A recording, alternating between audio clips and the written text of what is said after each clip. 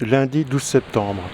Il est 8 heures lorsque nous partons pour 2 jours de randonnée, toujours à Saorge, mais cette fois-ci sur le versant ouest de la vallée de la Roya. Nous laissons le fourgon au bord de la Bendola, près du bain du Sémite, pour emprunter l'ancienne route des Gorges, qui a été complètement dévastée par la crue d'octobre 2020.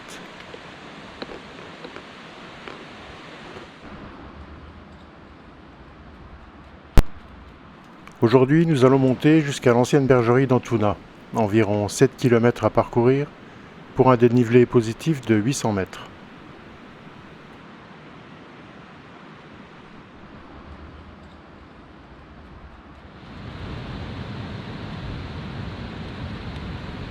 Nous traversons le pont qui enjambe la Roya pour suivre ce qu'il reste de l'ancienne route départementale 6204 qui longeait la rivière.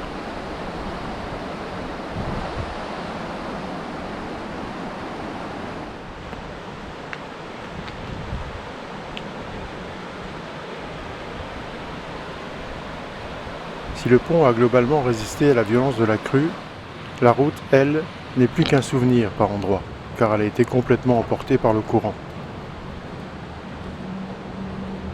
Mais heureusement, elle n'était plus en service, car des tunnels permettent de court-circuiter les tronçons exposés aux éboulements responsables d'accidents mortels. Lorsque je venais à Saorge, il m'arrivait souvent de me poser ici pour la nuit, avec le camping-car, quand il y avait encore une route, bien entendu. Maintenant, il n'en reste plus ici la moindre trace. Tout a été emporté.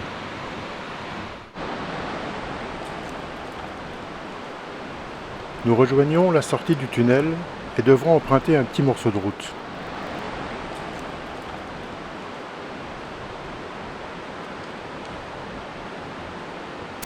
Il y a des travaux partout dans la vallée. Ici, des engins de chantier s'affairent pour préparer la mise en place du nouveau pont d'Ambo au-dessus de la Roya.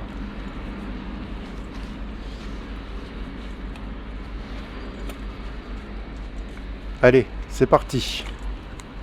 La montée débute par une série d'escaliers qui gravissent un mur de soutènement avant qu'un sentier escarpé et abîmé nous fasse rejoindre le chemin principal provenant du vallon de Kéros.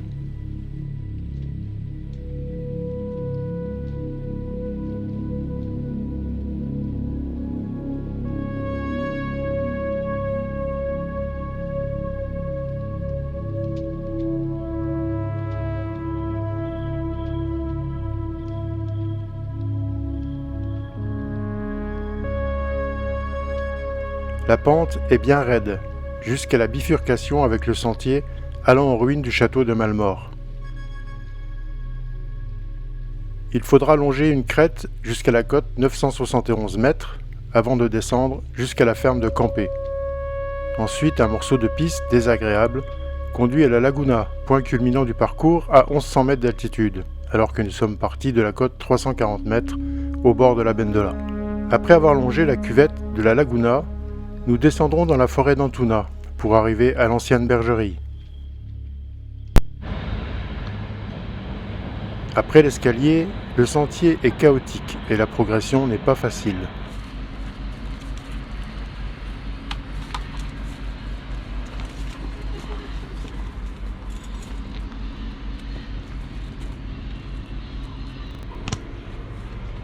Nous sommes presque à la mi-septembre, mais il fait encore très chaud. Heureusement, une bonne partie de la montée se fait à l'abri du soleil, sous les arbres. Mais il vaut mieux prendre son temps pour monter.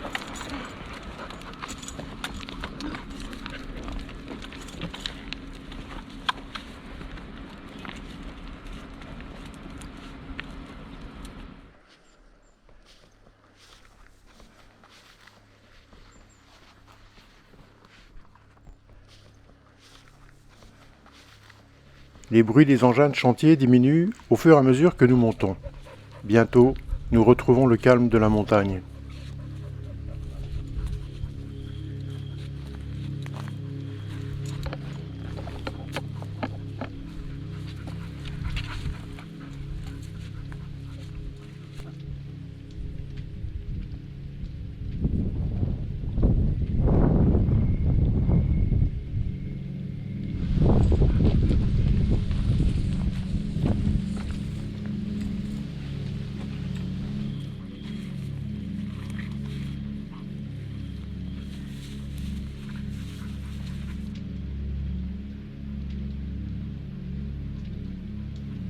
nous apercevons le château de Malmort et en arrière-plan, le profond vallon de la Bendola qui remonte vers l'est.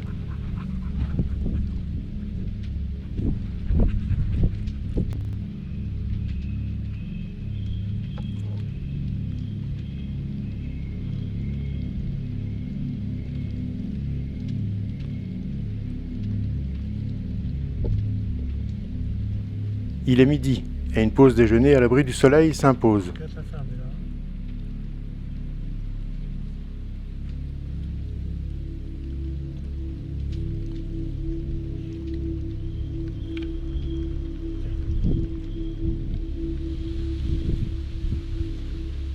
Nous avons fait une bonne partie de la montée et il doit rester peut-être 300 mètres de dénivelé à gravir. Les parties à l'ombre se font de plus en plus rares et nous les apprécions comme il se doit.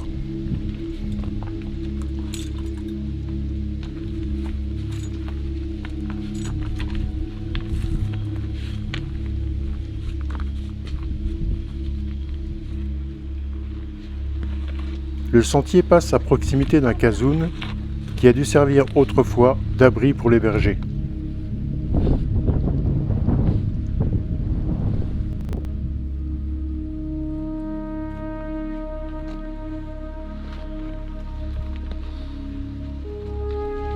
En contrebas, le village de Saorge et toujours le grand vallon de la Bendola avec tout au fond le mont Orage.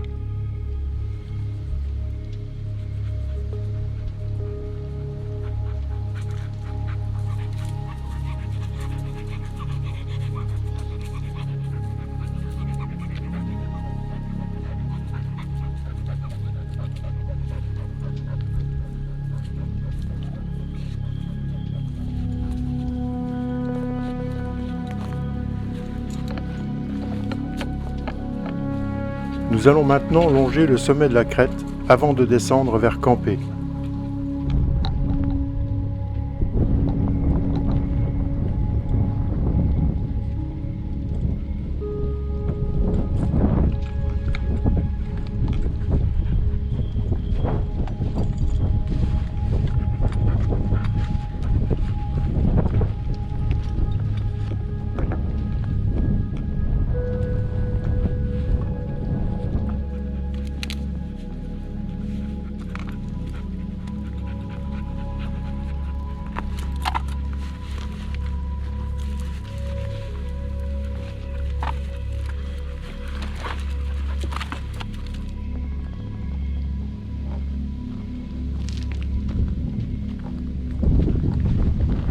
Ici commence le tronçon le plus désagréable du parcours.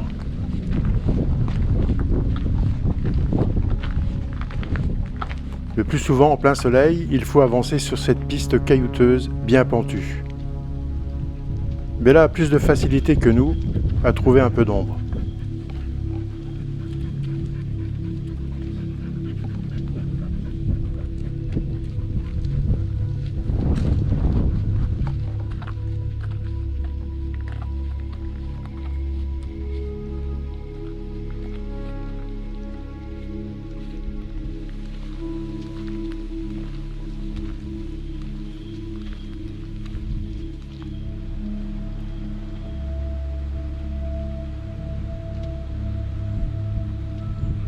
Enfin, nous atteignons la cuvette bien verte de la Laguna, où nous allons nous reposer un peu et prendre le frais.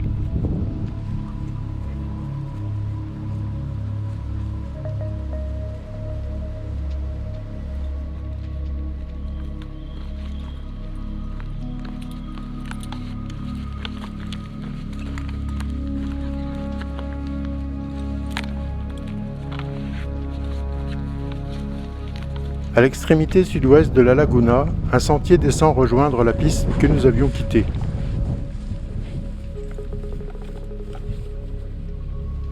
On traverse celle-ci pour attaquer la dernière partie, la descente du bois d'Antuna. Il n'y a pas vraiment de chemin. Des vagues traces d'anciens passages nous font descendre de terrasse en terrasse au milieu des pins et nous rapprochent du fond du vallon.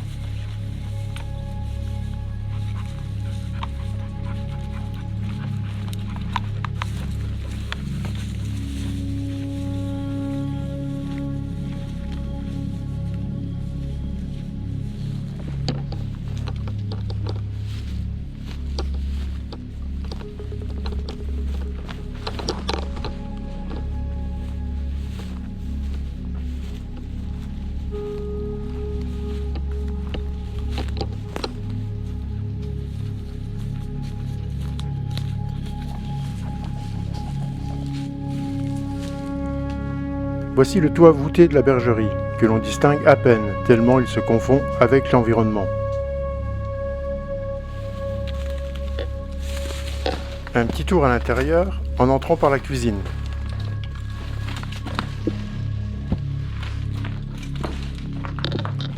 Sur la gauche, la pièce principale comportait un beau plancher qui s'appuyait sur la voûte de l'étage inférieur servant de cave. Mais il a disparu depuis bien longtemps.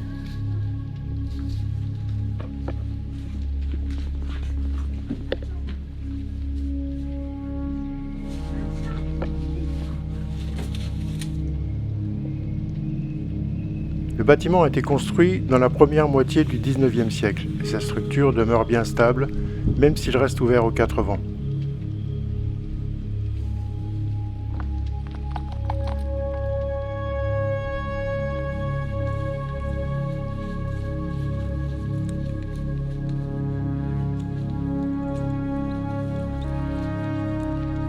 Nous allons descendre encore un peu pour rejoindre les belles terrasses herbeuses où nous nous installerons pour la nuit.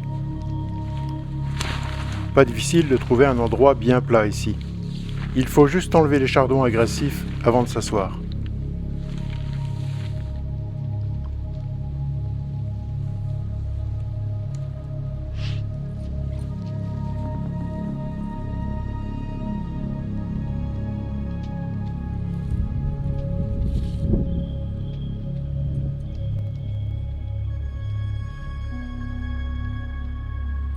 La tente est vite montée et nous allons jusqu'à la source voir s'il y a de l'eau. Indispensable pour le repas du soir et le petit déjeuner de demain matin. Le bassin est rempli, c'est bien.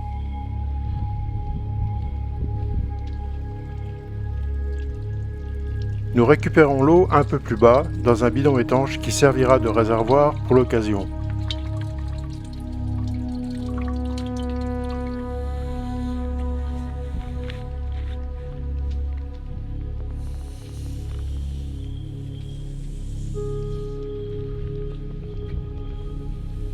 On termine les préparatifs du couchage, quelques caresses bien méritées après cette dure journée, et nous pouvons attaquer le repas du soir. 18h45, c'est l'heure du repas à Antouna, sous le ciel bleu. Après une journée bien chaude, hein. La montée difficile. Là, on est arrivé assez tôt. Puis on a une petite faim. En tout cas, tout est bien vert ici, hein. Ça manque pas d'eau. La source d'ailleurs, elle coule un petit peu, mais ça c'est normal, hein. Ça coule toujours un peu seulement. Bon, faut pas trop regarder la couleur de l'eau, hein. C'est un peu verdâtre. Bon, c'est naturel, comme on dirait, hein. Des nutriments.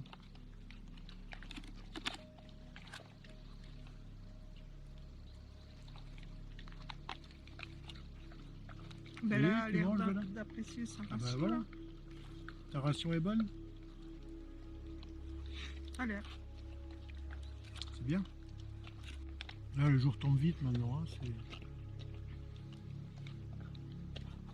C'est super calme.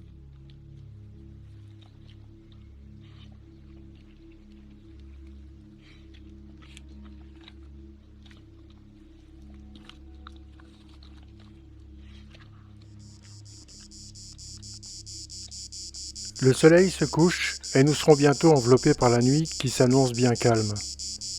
Nous rejoignons la tente et il va falloir que chacun trouve sa place. Premier entré, premier servi.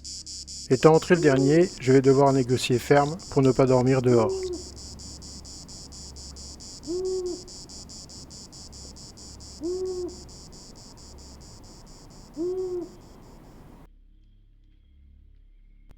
Finalement, chacun a réussi à trouver une place, et après une bonne nuit reposante, bercée par le chant des cigales, nous nous lèverons quand le soleil viendra chauffer la tente, c'est-à-dire pas trop tôt.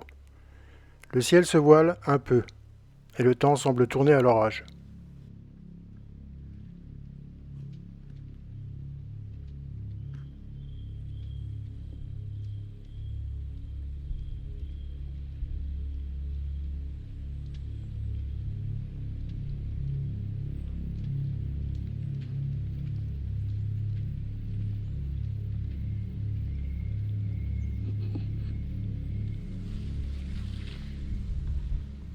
On est mardi 13 septembre 2022 à Antuna, en plein soleil. Là il commence à faire chaud, il est 10h53 et ce matin c'était complètement trempé par terre. Là on comprend pourquoi la végétation n'a pas trop de problème, hein. Sauf qu'elle a quelques heures pour piquer l'humidité parce qu'après c'est fini. Bah, la nuit a été bonne, hein. Ouais. Mais là elle n'est pas là, elle est cachée à l'ombre là-bas déjà. Elle a eu un peu froid sur le matin, mais bon, ça a été... Le plus dur, c'était de réussir à caser tout dans la tente. Ça n'a pas été facile, hein. À négocier nos places. Parce que, comme je suis rentré en dernier, Bella a pris ma place. Impossible de la faire bouger. Et à force de négocier, bon, ça a été. Voilà, sinon, il faisait bon, super calme, comme d'habitude. On va redescendre tranquillement, en plein soleil, en passant par Paspus pour rejoindre le bord de la Roya. Après le petit déjeuner qui traîne en longueur, car on n'a pas vraiment envie de partir de cet endroit si tranquille, nous commençons à remballer le campement. Bella attend patiemment à l'ombre que nous ayons fini de tout ranger. Elle se demande certainement pourquoi les humains ont besoin de trimballer tant de choses quand ils bougent.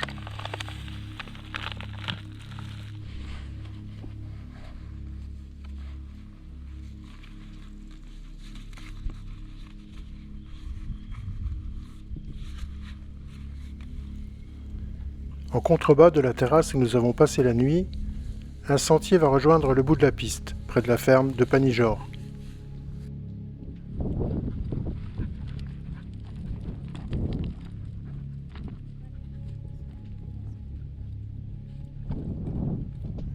Lorsqu'on vient en voiture, le plus simple est de se garer au bout de la piste et de remonter ce sentier quasiment plat pour arriver à la bergerie en un petit quart d'heure.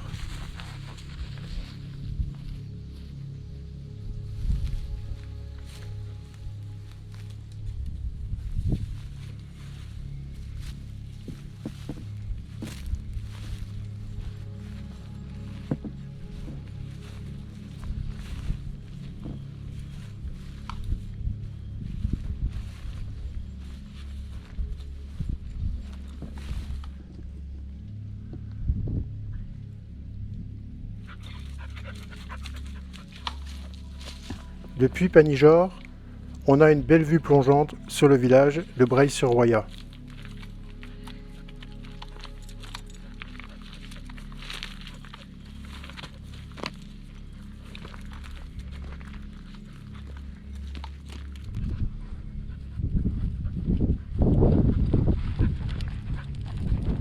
Après la ferme, le sentier n'est pas facile à repérer, malgré les marques jaunes qui balisent la descente. Il faut suivre la direction générale donnée par les poteaux électriques en bois. Ouais, il y a des traces jaunes là. Ah, bien, bien.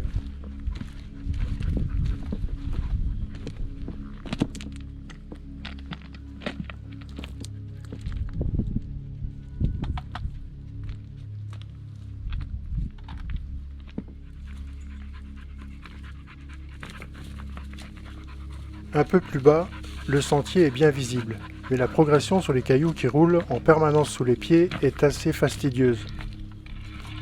Le ciel se couvre de plus en plus, on risque de prendre la pluie. Ça rafraîchira si ça arrive, car il fait vraiment chaud.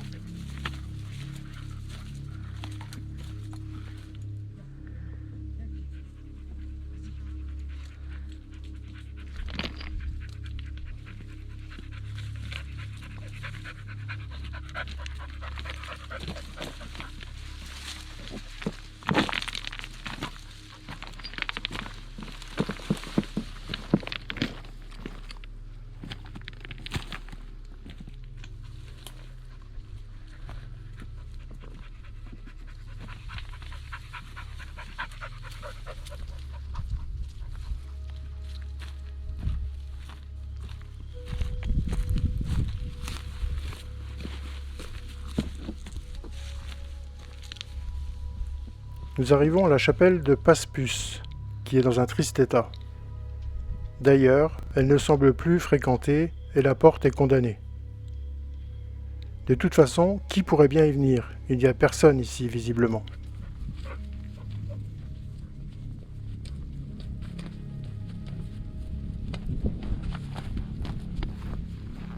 Voici Passepus et ses quelques habitations qui dominent la Roya. Difficile de dire combien d'habitants compte le hameau.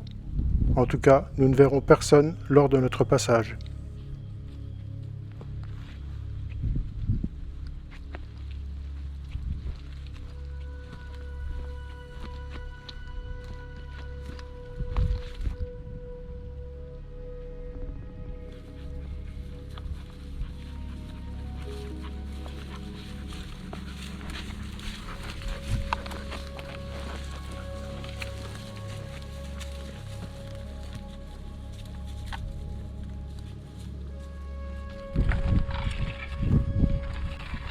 En face, le village de Saorge et le vallon de la Bendola. Nous approchons de la fin.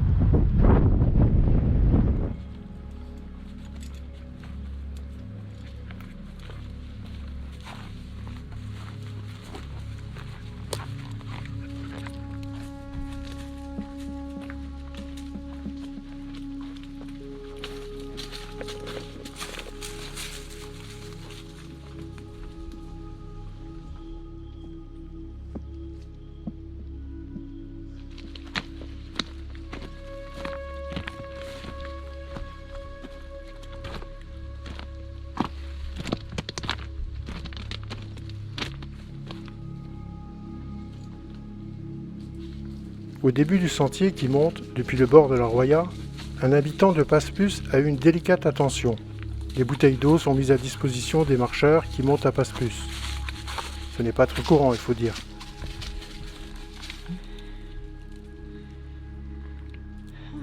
L'eau ne passe plus.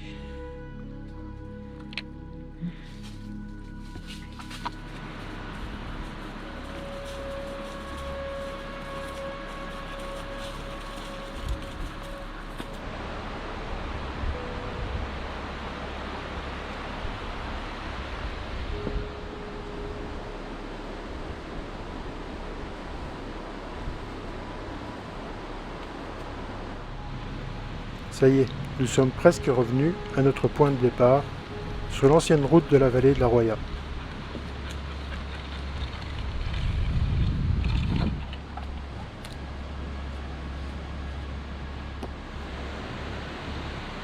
Alors cette rando bivouac Très sympa, jusqu'à Antuna, très Ouais. sympa. Faut le mériter, pourquoi? parce que c'est un peu hard. Hein. La Ok. montée, Qu'est-ce qu'elle a la montée? elle est un peu pentue Pentue, ouais. et un peu chaude. Ouais. Ça c'est sûr. Hein. Mais quand on arrive en haut, on se dit que ça vaut le coup. Ouais. Puis il y a des petits passages sympas quand même. Des petits plateaux où on s'est arrêté d'ailleurs pour manger. Ouais. C'était très très sympa. Ouais. Et puis le bivouac, eh ben, super, on n'a plus envie de repartir. C'est difficile de se décider à redescendre. Ouais. Et alors justement la descente, comment c'est? Oh bah c'est aussi dur que la montée. C'est pas plus reposant. Hein. Ouais, ouais. Faut C'est faire fatigant attention aussi. à chaque pas et voilà. Faut être vigilant, de pas avoir de pierres qui roulent. Voilà. Donc c'est tout aussi fatigant, c'est tout aussi chaud. Ouais. On pourrait se dire que on aura moins chaud, mais pas du tout. Ouais. Et puis le sentier est pas difficile, est pas facile à trouver en haut, hein, au Ouais, départ. ouais. Il n'y a pas de balise, il n'y a rien. Ouais, non, et puis il n'est pas très bien entretenu, donc difficile de marcher là-dedans. En fait, il faut suivre les poteaux électriques. Il faut suivre la direction générale des poteaux électriques et là, chercher un passage. Et comme ça, on trouve.